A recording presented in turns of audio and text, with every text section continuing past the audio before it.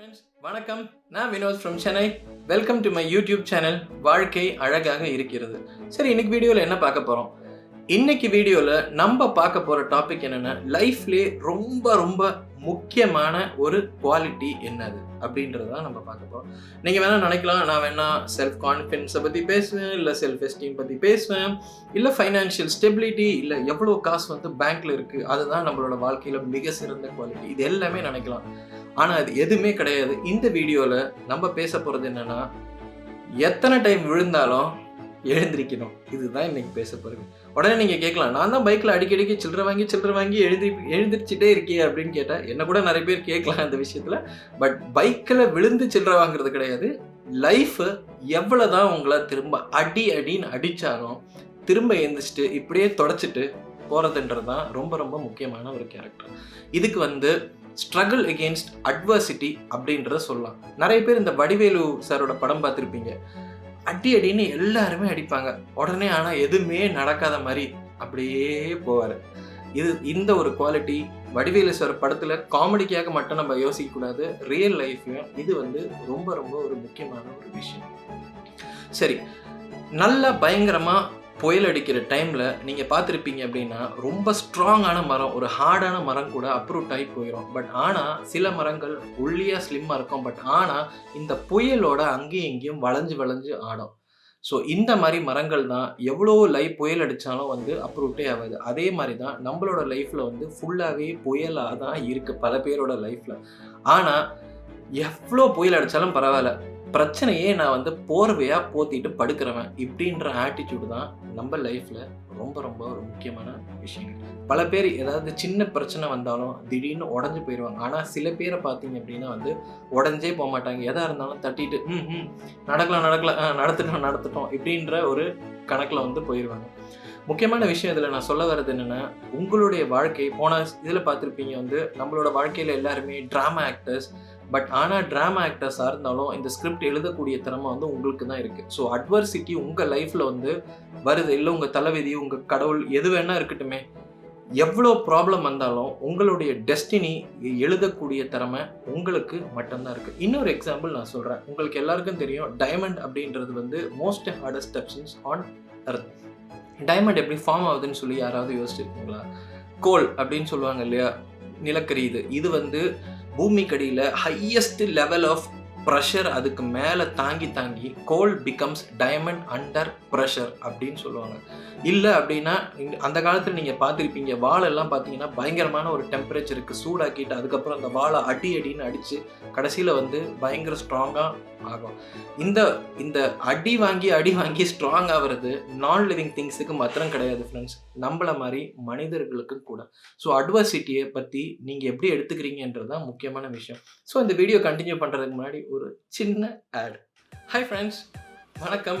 இந்த ஆட் ஒன்றும் பெரிய பயங்கர காம்ப்ளிகேட்டட் ஆட்லாம் கிடையாது. நிறைய பேருக்கு ரொம்ப படிக்கிறதுக்கு பிடிச்சிருக்கும் இல்லையா? இப்போ புக்ஸ் படிக்கிறதுலாம் விட்டுருங்க. இப்போ நான் பேசுகிறது ஃபுல்லாக ஆன்லைன் எஜுகேஷன் தான் பற்றி பேசிகிட்டு இருக்கேன். அதாவது உங்களுக்கு ப்ரொஃபஷனல்ஸாக இருக்கவங்களுக்கு எக்ஸல் படிக்க பிடிச்சிருக்கும். நிறைய பேருக்கு வரைகிறது எப்படி அப்படின்னு சொல்லி கற்றுக்க ட்ரை பண்ணியிருப்பீங்க. இல்லை இல்லஸ்ட்ரேஷன் படிக்கலாம். அப்படி இல்லை அப்படின்னா வீடியோ எடிட்டிங் எப்படின்னு சொல்லி படிக்கலாம். அப்புறம் வேறு என்ன சொல்கிறது, ஃபோட்டோகிராஃபி உங்களுக்கு இன்ட்ரெஸ்ட் இருக்கும். ஸோ ஃபோட்டோகிராஃபி பற்றி படிக்கலாம். உங்களுக்கு என்னென்ன இஷ்டமோ படிக்கிறதுக்கு அப்படின்னு நீங்கள் நினைக்கிறீங்க அப்படின்னா, ஒரு பர்டிகுலர் போர்ட்டல், அதாவது www.skillshare.com அப்படின்ற அந்த வெப்சைட்டுக்கு போனீங்க அப்படின்னா உங்களால் நிறைய விஷயங்கள் படிக்க முடியும். ஸோ அந்த வீடியோ பார்த்துட்டு இருக்கும்போது தயவு செஞ்சு கொஞ்சம் ஸ்கில்ஷேர் வெப்சைட்டுக்கு போய் பாருங்கள். ஒரு மாதத்துக்கு இந்த ஸ்கில்ஷேர் யூஸ் பண்ணுறதுக்கு என்ன வேணால் நீங்கள் படிக்கலாம். பட் 500 rupees மட்டும்தான் செலவாகும். நான் இந்த வீடியோவில் கீழே என்னோடய லிங்க்கு நான் தரேன். இந்த லிங்க்கை நீங்கள் யூஸ் பண்ணிங்க அப்படின்னா ஃபஸ்ட்டு 30 days உங்களுக்கு கம்ப்ளீட்டாக ஃப்ரீ. அதுக்கப்புறம் தான் it will be chargeable. So தயவு செஞ்சு யூஸ் பண்ணி பாருங்கள். இந்த லிங்கை கிளிக் பண்ணுறதுனால எனக்கு ஒரு சின்ன கமிஷன் கிடைக்கும். போய் பார்க்குறது அப்படின்னா தயவு செஞ்சு ஸ்கில்ஷேர் யூஸ் பண்ணி பாருங்கள். அட்லீஸ்ட் ஃபஸ்ட் மந்த்துக்காவது யூஸ் பண்ணி பாருங்கள். உங்களுக்கு பிடிச்சிருந்தா கண்டினியூ பண்ணுங்கள். இன்னைய தேதிக்கு நான் நிறைய படிக்கிறேன் அப்படின்னு கேட்டிங்கன்னா, ஒரு நாள் கூட என்னால் இந்த ஸ்கில்ஷேரில் லாகின் பண்ணாமல் இருக்கவே முடியாது. ஃபோட்டோகிராஃபியாக இருக்கட்டும், யூடியூபாக இருக்கட்டும், எல்லாமே நான் இந்த ஸ்கில்ஷேரில் தான் படிச்சிருக்கேன். ஸோ ட்ரை பண்ணி பாருங்கள். Thanks friends. இன் பை ஆட். ஓகே, சரி. இப்போ இந்த அட்வர்சிட்டியை டிட்டர்மைன் பண்ணுறது நம்மளோட லைஃப்பில் என்னென்ன விஷயங்கள்? ஃபர்ஸ்ட் அண்ட் ஃபார்மோஸ்ட் இம்பார்ட்டன்ட் விஷயங்கள் நம்மளுடைய சைல்டுஹுட், அதாவது ACE அப்படின்னு சொல்லலாம், அட்வர்ஸ் சைல்டுஹுட் எஃபெக்ட்ஸ். நீங்கள் சின்ன வயசுலேருந்து ஒரு விவரம் தெரிஞ்ச வயசுலேருந்து உங்களோட பேரண்ட்ஸ் இல்லை உங்களோட பிரதர்ஸோ சிஸ்டர்ஸோ யாராவது இருக்கட்டும், ஏதாவது ஒரு ப்ராப்ளம்னு சொல்லிட்டு நீங்கள் அவங்கக்கிட்ட நிற்கும்போது அவங்க உங்ககிட்ட உங்களோட ரெஸ்பான்ஸ் எப்படி இருந்திருக்கு? சில ஃபேமிலிஸில் நீங்கள் பார்த்தீங்க அப்படின்னா, நீங்கள் எதாவது நல்லதாக பண்ணியிருப்பீங்க, இல்லை உங்களுக்கு உண்மையிலே ஒரு க்ரியேட்டிவ் டேலண்ட் ஏதாவது இருந்திருக்கும், இல்லை ஒரு பாடக்கூடிய டேலண்ட். திடீர்னு எதாவது பாடுறீங்க, டக்குன்னு உங்கள் அப்பாவோ உங்கள் அம்மாவோ உங்ககிட்ட வந்துட்டு வாயை மூடுறியா, உன்னோட குரல் கேட்க முடியல அப்படின்னு சொல்லி ஏதாவது ஒரு சந்தர்ப்ப சூழ்நிலையில் இது சின்ன வயசில் உங்களுக்கு நடந்திருக்கலாம். மேபி உங்களோட 10 வயசில் நடந்திருக்கலாம், இல்லை 8 வயசில் நடந்திருந்திருக்கலாம். லேட்டர் ஆன் இந்த ஒரு இன்சிடென்ட் முடிஞ்ச பிறகு உங்களோட லைஃப் பார்த்தீங்க அப்படின்னா, நீங்கள் வந்து ஒரு பாடக்கூடிய சான்ஸோ இல்லை ஸ்டேஜில் ஏதாவது ஒரு சான்ஸ் வரட்டுமே, உங்களால் அதில் பார்ட்டிசிபேட்டே பண்ணவே முடியாது. இது பாடுறதுக்கு ஜஸ்ட் நான் ஒரு எக்ஸாம்பிள் தான் சொன்னேன். லைஃப்பில் நீங்கள் என்ன ப்ராப்ளம் வேணால் சம்டைம்ஸ் உங்களோட மார்க் வந்து ஒரு ஸ்கூல் படிக்கும்போது மார்க் வந்து ஒரு கம்மியான மார்க் எடுத்திருந்துருக்கலாம். அந்த டைம் அப்போ உங்கள் அப்பா அம்மாவோ யாராவது ஒரு ஆள் சொல்லியிருக்கலாம், என்னதான் நீ படிக்கிற, நீ சுத்த வேஸ்ட் அப்படின்னு சொல்லியிருக்கலாம். இல்லை டீச்சர்ஸ் ஏதாவது சொல்லியிருக்கலாம். இந்த மாதிரி சின்ன சின்ன விஷயங்கள் மேபி உங்கள் லைஃப்பில் சின்ன வயசில் நடந்திருக்கலாம். பட் நீங்கள் அது பெருசாகும்போதோ எங்கேயோ ஒரு இடத்துல ஒரு ப்ராப்ளத்தில் நீங்கள் ஃபேஸ் பண்ணும்போது இது பார்த்தீங்க அப்படின்னா, இது கண்டிப்பாக இந்த ஒரு ஃபேக்டர் லைஃப்பில் ட்ரிகர் ஆகும். உங்களுக்கே தெரியாமல் கண்டிப்பாக ட்ரிகர் ஆகும். உங்களோட லைஃப்பில் பிரச்சனை எப்படி நீங்கள் சால்வ் பண்ணுறீங்க அப்படின்னு கொஞ்சம் அனலைஸ் பண்ணி பார்த்தீங்க அப்படின்னா, most of the problem solving techniques எல்லாமே உங்களுடைய சைல்டுஹுட்டில் இருந்தால் ஆரம்பிக்கப்படும். ரெண்டாவது முக்கியமான விஷயம் பார்த்தீங்க அப்படின்னா, சில பேரோட பர்சனாலிட்டி ஒப்சசிவ் கம்பல்சிவ் பர்சனாலிட்டி இப்படின்ற ஒரு ப்ராப்ளம் இருக்கும். உங்களுக்கு ஃப்ரெண்டில் வந்து அட்லீஸ்ட் ஒரு 10 பிரச்சனைகள் நிற்கிது அப்படின்னா, ஏதாவது ஒரு பிரச்சனையில் போய் மாட்டிப்பாங்க. அந்த பிரச்சனையை சால்வ் பண்ணி முடிக்கிற வரைக்கும் பாக்கி இருக்கிற எந்த ப்ராப்ளத்தையும் வந்து கையே வைக்கவே மாட்டாங்க. அந்த ப்ராப்ளத்துக்கு அவங்க சொல்யூஷன் கிடைச்சா மட்டும்தான் அடுத்த ஸ்டெப்புக்கே போவாங்க.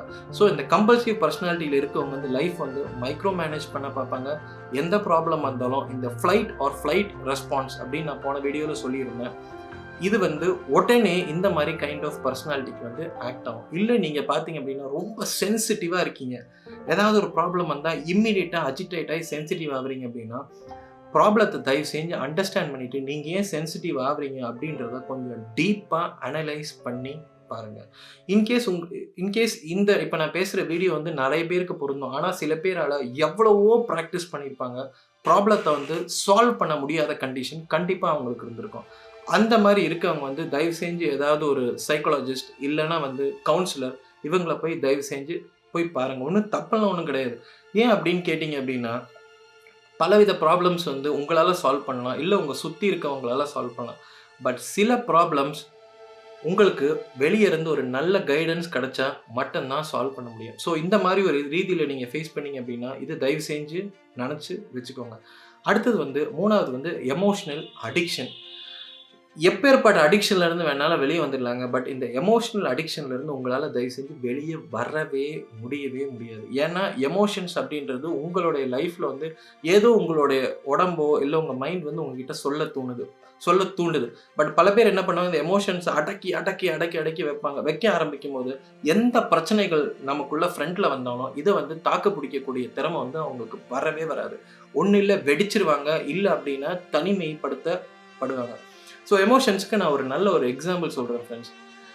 ஒரு நல்ல ஒரு வயசான ஆளுன்னு வச்சுக்கோங்களேன். வெளியே ஏதோ ஒரு பிச்சைக்காரராக இருக்காருன்னு வச்சுக்கோங்க. குளிக்கல, ஒன்றுமே பண்ணலை, அப்படியே ஒரு ரொம்ப அழுக்காக இருக்கார். திடீர்னுட்டு யாரோ ஒருத்தர் வந்து அந்த பிச்சைக்காரருக்கு போயிட்டு ஷேவ் பண்ணி நல்லா அருமையான ட்ரெஸ்லாம் பண்ணி நல்லா சூப்பராக ஸ்டைல் ஆக்குனாருன்னா அந்த பிச்சைக்காரர் வந்து ஒரு அருமையான பிஸ்னஸ் மேன் மாதிரி இருப்பார் இல்லையா? இது கண்டிப்பாக நீங்கள் பார்த்துருப்பீங்க. ஃபேஸ்புக்கில் இந்த மாதிரி வீடியோலாம் எக்கச்சக்கத்துக்கு ஓடிக்கிட்டு இருக்கு.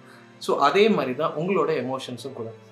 ஒன்றுமே இல்லாமல் இருந்த எமோஷன்ஸை நீங்கள் தான் ட்ரெஸ்ஸு போட்டு அதை அழகாக்கி அதை இப்படி ஆக்கி உங்களோட லைஃப்பை நீங்கள் வந்து ரூயின் பண்ணிகிட்டே இருக்கீங்க. ஓகே, அடுத்த விஷயம் என்ன அப்படின்னு கேட்டிங்க அப்படின்னா, எந்த ஒரு ப்ராப்ளம் அட்வர்சிட்டி நீங்கள் ஃபேஸ் பண்ணுறீங்க அப்படின்னா உங்களோட பாஸ்ட் எக்ஸாம்பிள்ஸ் தயவு செஞ்சு எடுத்துக்கோங்க.